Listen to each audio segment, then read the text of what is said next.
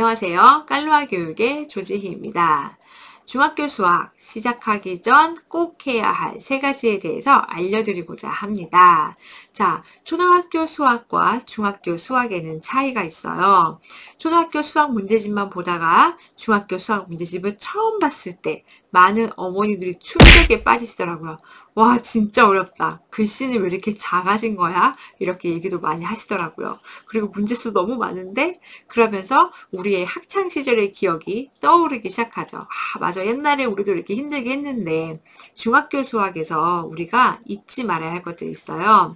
바로 섣불리 시작하지 않는 것입니다. 특히 선행을 하는 경우 말하는 거고요. 현행 같은 경우에는 보통 6학년 2학기가 되었을 때에는 중등 연산을 한 학기 정도는 미리 해 두시는 것을 추천드려 볼게요. 왜냐하면 중학교는요, 1학기와 2학기가 극명하게 나누어져 있습니다. 각 학년별로 마찬가지예요. 1학기는요, 대수와 해석학으로 되어 있고요. 그 다음에 2학기는 평면기하가 등장을 하기 시작하는데 아이들이 1학기를 더 어려워하는 친구가 있고 2학기를 어려워하는 친구가 있는데 보통은 1학기를 어려워하는 친구들이 훨씬 많습니다.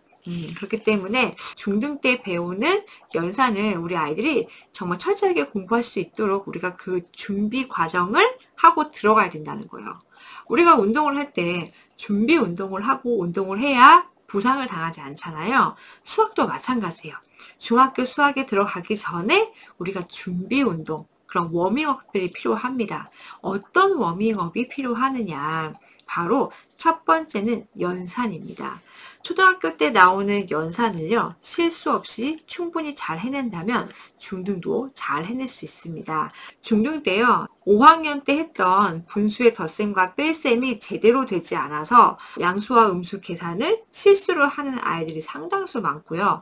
특히 마이너스 계산을 할 때 이거 어떻게 하는 거지? 헷갈려 하는 아이들 정말 많거든요. 초등학교 때 했던 연산을 정말 우리 아이가 충분히 숙지를 하고 넘어와야 된다라고 생각이 듭니다. 연산 같은 경우 미리 준비를 해야 된다라고 보시면 좋을 것 같습니다. 두 번째는요. 초등학교 3학년에서 6학년 때까지의 수학을 복습하는 일이에요. 중학교 수학 바로 직전에 이제 6학년 2학기 거를 거의 끝날 때쯤 되면 와, 나 이제 초등 수학 안 해도 된다. 근데 아이들에게 초등 문제집 풀리면 다 맞을까요? 틀리는 거 많아요. 그리고 5학년 친구들에게 3학년 수학 문제집 주면 어때요? 다 맞아요? 아니에요. 틀리는 거 있어요. 그렇기 때문에 3, 4, 5, 6학년에 유형서에 해당하는 그런 단원평가라든지 개념 플러스 유형 같은 경우에는 문제집 안에 평가책이 들어있죠. 그래서 평가책만 3학년 때부터 빠르게 풀려본다든지 이런 과정을 해봤으면 좋겠다라는 생각이 들어요. 그러면 우리 아이가 잊어버린 게 분명히 있어요. 아, 이거 어떻게 푸는 거였더라? 부족한 점도 알 수가 있겠죠. 그래서 중학교 수학을 시작하기 전에 현행이든 선행이든 꼭 해야 할 것은 무엇이냐면 3학년부터 6학년 때까지의 그 수학의 어떤 중요한 문제들을 한 번씩은 풀고 넘어가자는 거예요. 그렇다고 뭐 6학년인데 뭐 4학년 문제집 한 거를 전거를 다 풀리라는 게 아니에요. 각 단원별로 단원평가 문제집이라든지 아니면 평가 문제집 이런 것들을 해봤으면 좋겠다라는 겁니다. 마지막 세 번째는요. 독해 문제집을 푸는 일입니다. 수학인데 갑자기 독해 문제집이요? 네, 국어 독해 문제집 경험해봤으면 좋겠다라는 생각이 들어요. 우리 애는 책을 많이 읽어요 라고 하시는 분들 중에서는요. 책은 많이 읽는데 왜 수학에 나오는 이런 문장제 문제를 왜 잘 이해를 못하는 걸까요? 라고 하시는 분들 생각보다 많거든요. 자, 책을 잘 읽는다는 것은 그 책을 아이가 꼼꼼하게 읽을 수도 있고 또는 빠르게 읽을 수도 있는데요. 자, 책을 빠르게 읽는 아이 같은 경우에는요. 중요한 내용들만 뽑아서 읽는 경우가 많을 거예요. 우리 아이가 책을 잘 읽고 있는지 봤을 때 책에 나와 있는 그런 대화문이라든지 페이지에 핵심이 되는 내용만 읽는다고 하더라도 아이들은 줄거리 정도는 쉽게 얘기할 수는 있거든요. 그렇기 때문에 책 읽기하고 그 문장 속에 내포하고 있는 의미를 파악하는 것은 조금 다른 문제라고 생각이 듭니다. 그래서 독해 문제집을 한 거를 추천해 드려보고 싶어요. 어떤 출판사에서 나온 독해 문제집이든 저는 관계없다라고 생각하고요. 서점에서 살펴보시고 내 아이가 풀 수 있는 난이도에 맞춰서 문제집을 선택하시면 도움이 될 것 같습니다. 그래서 국어 독해 문제집을 풀 때 무엇을 하셔야 되냐면요.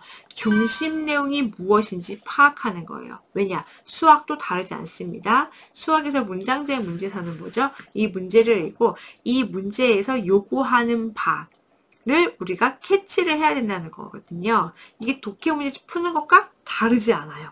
그렇기 때문에 평소에 우리 아이가 문장제 문제를 좀 어려워하는데 라고 하면은 수학의 문장제 문제를 많이 풀릴 게 아니라 국어 독해 문제집을 풀면서 처음 보는 문장들을 내가 어떻게 해석을 할 것이냐, 그리고 내가 이해한 바를 어떻게 추론을 할 것이냐, 이런 것들을 고민해 봐야 된다는 거죠. 특히 수학 같은 경우에는 내가 한 문장 읽고 이것을 내가 생각을 해야겠죠. 사고하고 내가 사고한 것을 식으로 표현을 하게끔, 또는 그림이나 표를 이용하는 것도 좋은 방법이 될 수 있겠죠. 독해 문제집은요, 하면 도움이 되는 부분이 있어요. 그렇기 때문에 안 하기에는 저는 아쉽다라는 생각이 들어요. 그래서 중등 수학 시작하기 전에 독해 문제집도 꼭 하고 넘어갔으면 좋겠다라는 생각이 듭니다. 이 중에 가장 중요한 건 뭐죠? 바로 연산이에요. 초등학교 때 학습 결손이 없어야 한다라는 그런 목표를 가지고 초등 수학 공부를 하시고 중학 과정으로 넘어가시면 도움이 많이 될 거라고 생각이 듭니다. 중학교 수학 어렵다고 벌써부터 겁먹지는 마세요. 이렇게 3가지를 꼭 준비하고 시작을 하면요, 자신감 있게 중학교 수학도 시작할 수 있을 겁니다. 여러분께 도움이 되셨으면 좋겠습니다. 감사합니다.